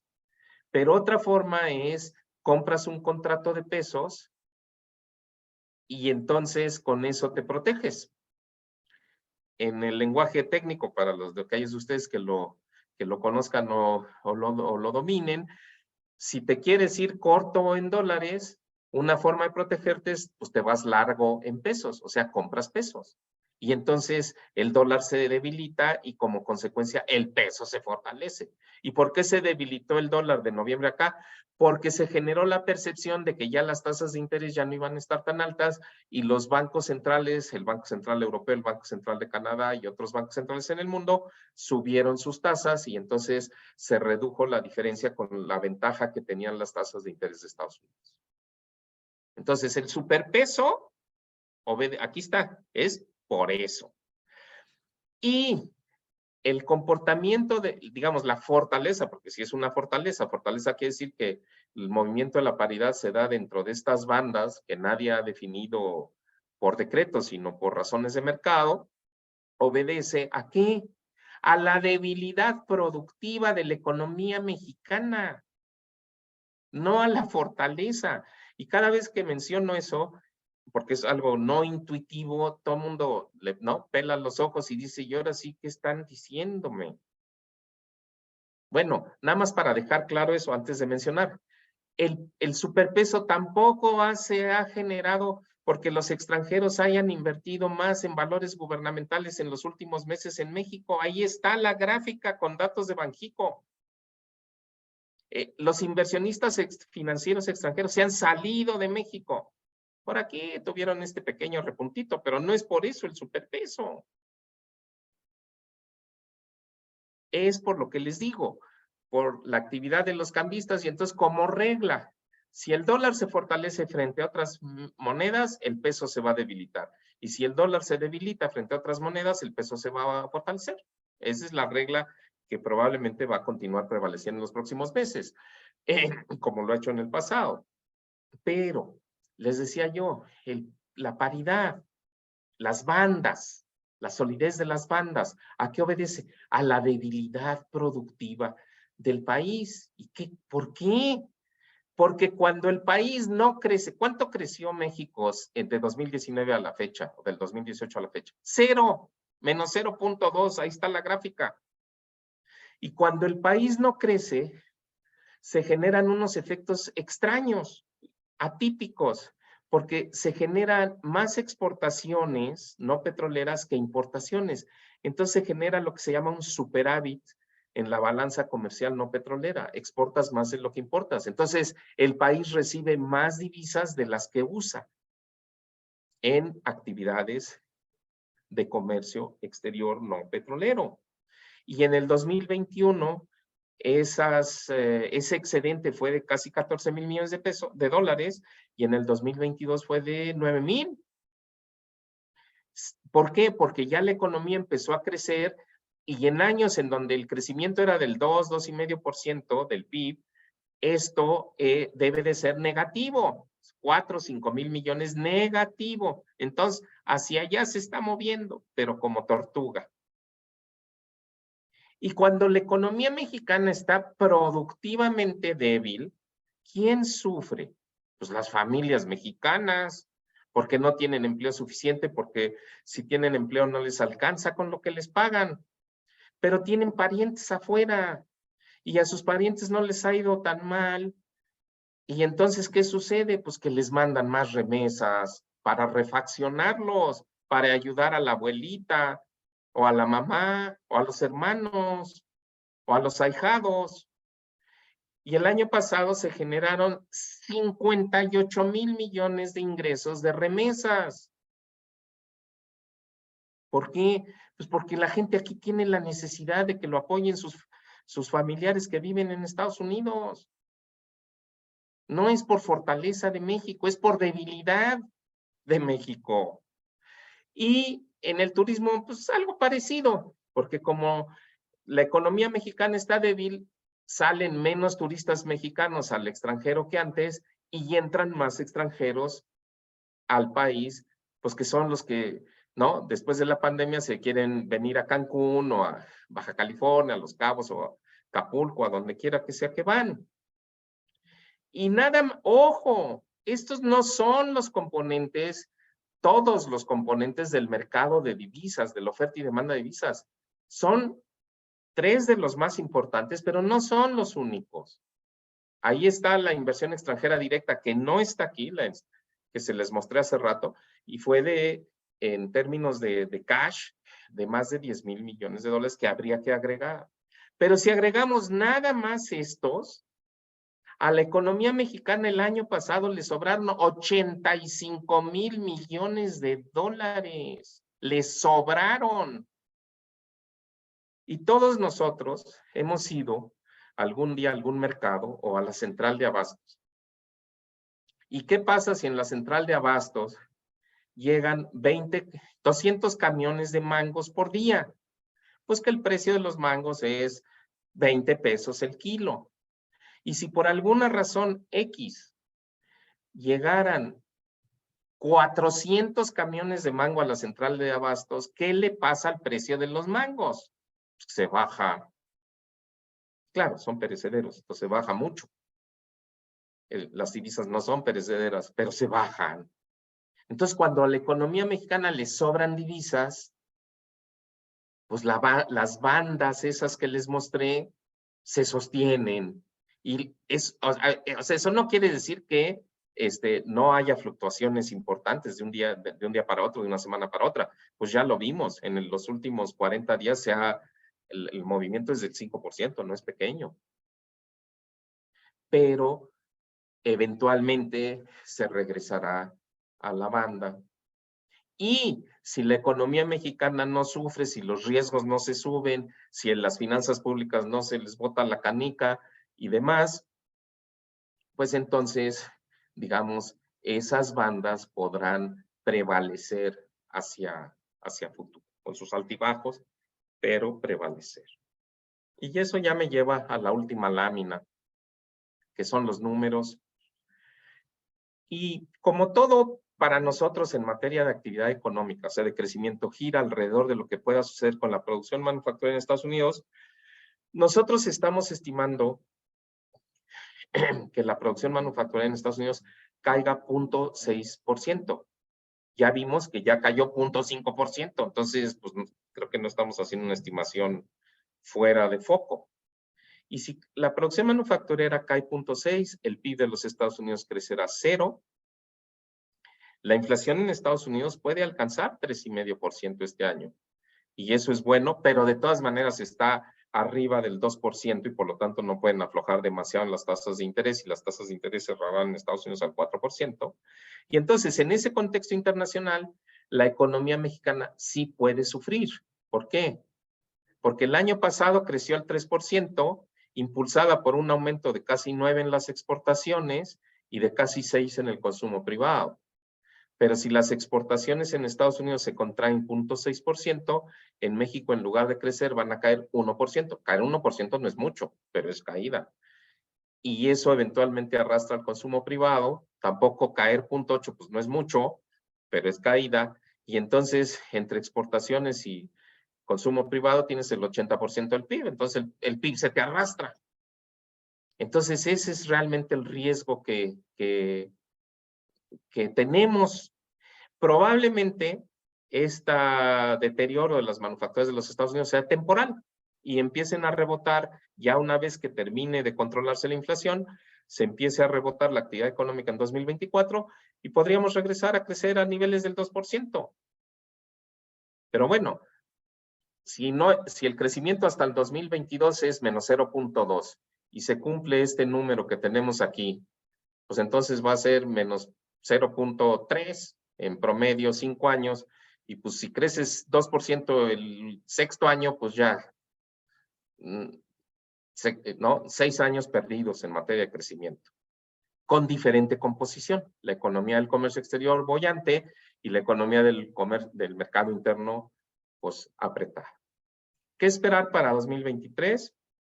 24, una economía con dificultades para crecer, para generar empleo, ingresos en hogares suficientes y propiciar el bienestar de los mismos, posible contracción económica en México, moderada, pero contracción, dependiendo del crecimiento del PIB de Estados Unidos y sobre todo de las manufacturas, encarecimiento del crédito adicional, astringencia de liquidez de clientes y gobierno, inflación que cede paulatinamente, pero pues todavía le va a llevar 2 años para regresar a los niveles de tolerancia a Banjico, estabilidad cambiaria. Sí, estabilidad no quiere decir que se queda en 20, quiere decir que se mueve de manera, ¿no?, sin exabruptos, siempre y cuando no se incremente el déficit fiscal más de 4,5% del PIB, y ya está ahí, siempre y cuando haya un acuerdo con las disputas del TEMEC, porque si nos ponen sanciones, eso va a espantar a muchos inversionistas, y siempre y cuando no empiecen a hacer locuras en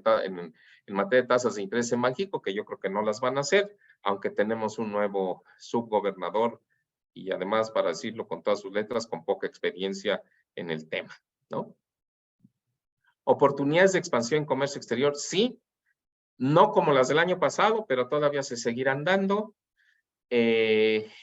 Y posibilidades, si se maneja bien, de un repunte, de una mejoría todavía mayor en la inversión en activos fijos por el tema del nearshoring y el famoso Biden Chip Act.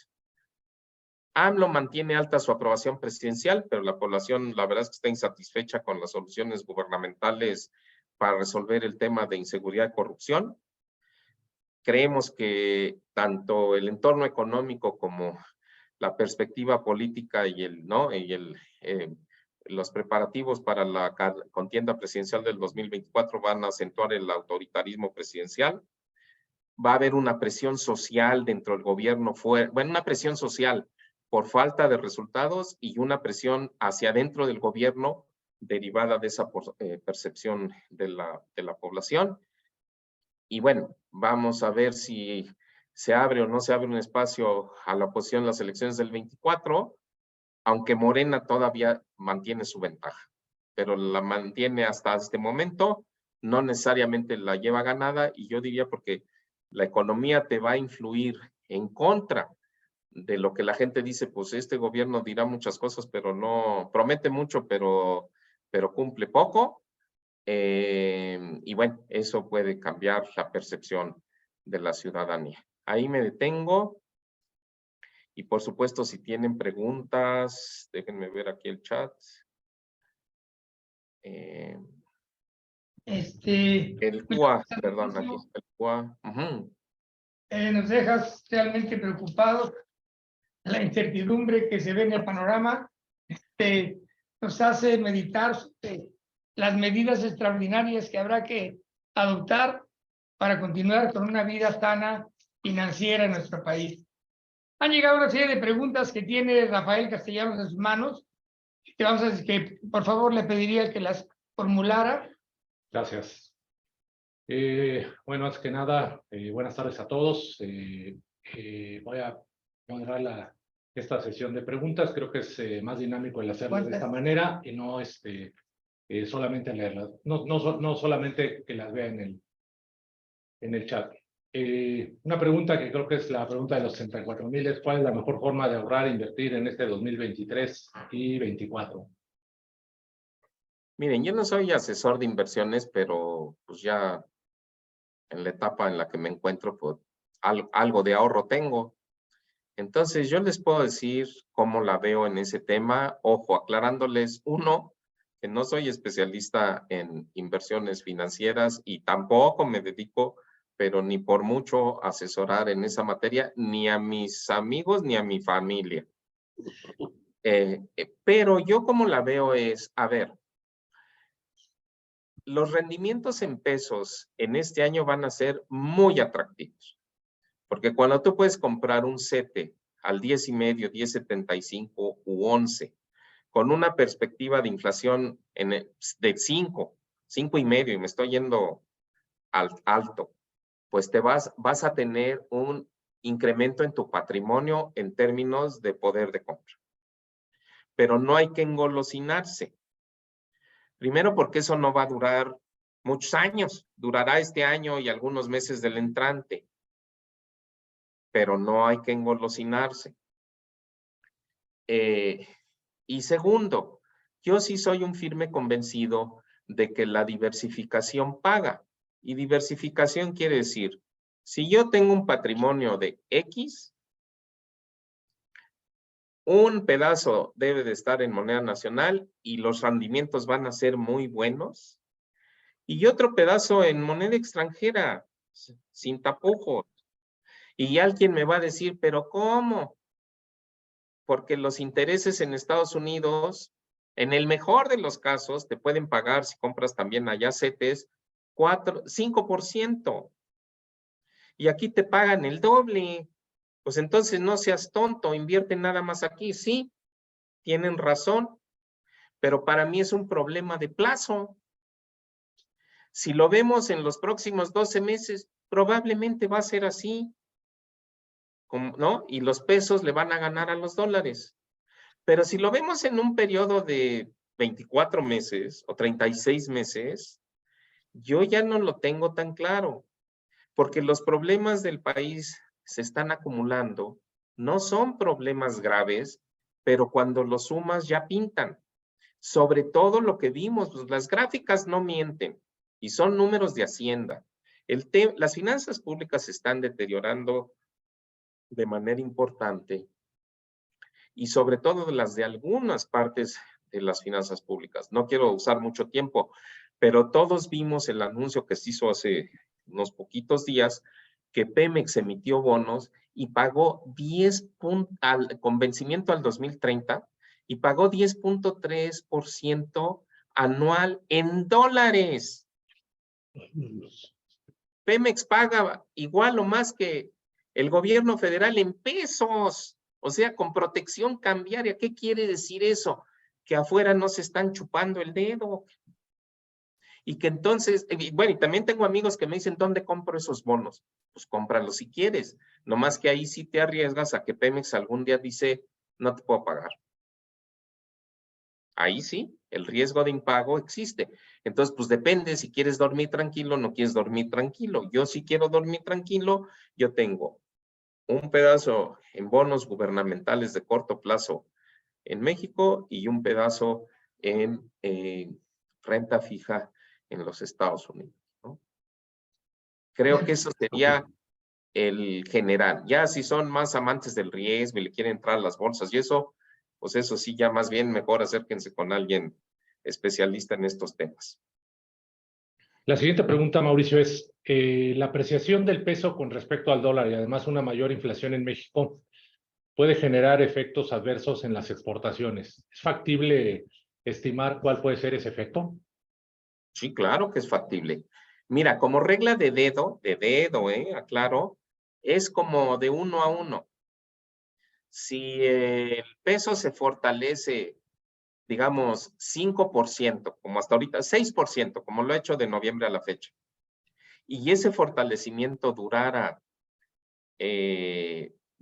un año, ¿no? O sea, en español, si se queda en 18.80 de aquí al cierre del año, probablemente las exportaciones no petroleras se impactarían en un porcentaje similar, o entre el 80% y el 100% de ese deterioro. O sea, les pegaría a las exportaciones aproximadamente un 4% por lo menos. Si nada más dura 2 meses, pues no te afecta tanto, ¿no? O más bien casi no te afecta, ¿ok?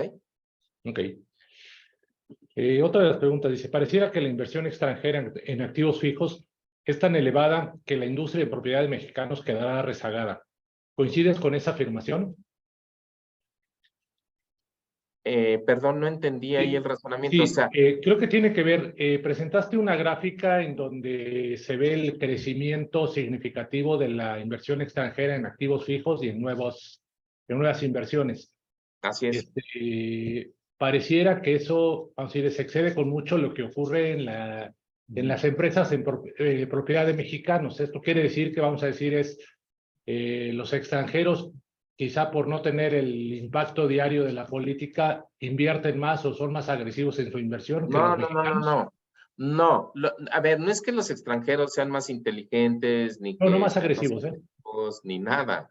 Los extranjeros vienen e invierten aquí en sus fábricas porque los pedidos la expansión de pedidos que hacen en esas fábricas que ya tienen o que creen que pueden tener, son muy altos. Entonces ellos dicen, mira, México no es un paraíso, es riesgoso, pero tampoco es, ¿no? Algo como para quitarle el sueño permanentemente a nadie. Y entonces, a ver, ellos son empresas que están acostumbrados a invertir en países muchísimo más difíciles que México. Brasil en muchos sentidos es más difícil porque está todo como muy manoseado, muy controlado por el gobierno. ¿Qué te puedo decir de Venezuela? ¿Qué te puedo decir de Perú? ¿Qué te puedo decir de Colombia? ¿Me entiendes? Entonces, cuando ellos lo ponen en un tablero, dicen, no, pues yo me voy a México, y si estaba en China, mejor ahora me voy a México porque los costos logísticos son menores y la seguridad para integrar las cadenas productivas es mayor, y entonces así vienen. No es que tengan más talento que los mexicanos. A ver, no lo presenté ahí porque no estamos acostumbrados inclusive a ver esas cifras. Cuando hablamos de inversión extranjera, siempre pensamos en lo que los extranjeros traen a México. Bueno, yo les puedo decir que desde hace 10 años o algo así a la fecha, cada vez es mayor el monto de inversiones que las empresas mexicanas hacen en el exterior. El año pasado, ese monto fue de 12,000 millones de dólares, que es también algo que te da para reflexionar, porque tú dices, ¿por qué las empresas mexicanas están invirtiendo 12,000 millones de dólares fuera de México? ¿Y por qué no mejor lo invierten en México? Pues porque en México no tienen perspectivas de crecimiento y fuera de México sí lo tienen. Entonces ahí está Bimbo, Cemex, empresas financieras que dicen, a ver, y no se están yendo a España, Holanda, Inglaterra, Alemania. Algunas quizás sí lo hagan, pero otras, ¿a dónde se van? A Guatemala, a Colombia, a Brasil, a Chile, ¿no? A donde ven que hay oportunidades de expansión. Y también valoran sus riesgos y dicen, órale. Pero a lo que voy es dinero de empresarios mexicanos para invertir en México. Ay, esa no es no es una restricción. No es una restricción. La restricción es la perspectiva.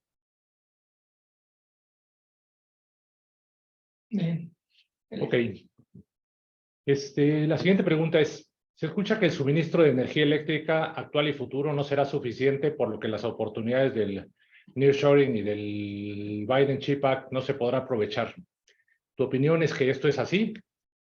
Mi opinión es que yo creo que sí, el gobierno va a escuchar y va a tratar de hacer algo. Lo que tengo dudas, lo planteo con toda franqueza, es qué es exactamente lo que piensan hacer. Porque luego a veces creen que por anunciar cosas, los anuncios se convierten en realidad y lo que necesitan es anunciar menos y actuar más. Y convencer con acciones más que con declaraciones. Entonces, pero creo que sí lo van a hacer, porque la ventaja está ahí y el beneficio está ahí. Y políticamente no cuesta mucho si lo hacen bien, ¿ok? Pero bueno, vamos a ver. Mauricio, ¿cómo puede existir tan pobre crecimiento económico y sin embargo una gran cantidad de empresas tiene dificultades enormes para conseguir empleados? Pues mira, no tengo una respuesta para eso. La verdad no lo sé. No es algo que hayamos estudiado, entonces no quiero inventar aquí. Sí he escuchado, pero ojo, esto es casuístico. No quisiera decir anecdótico, pero es casuístico.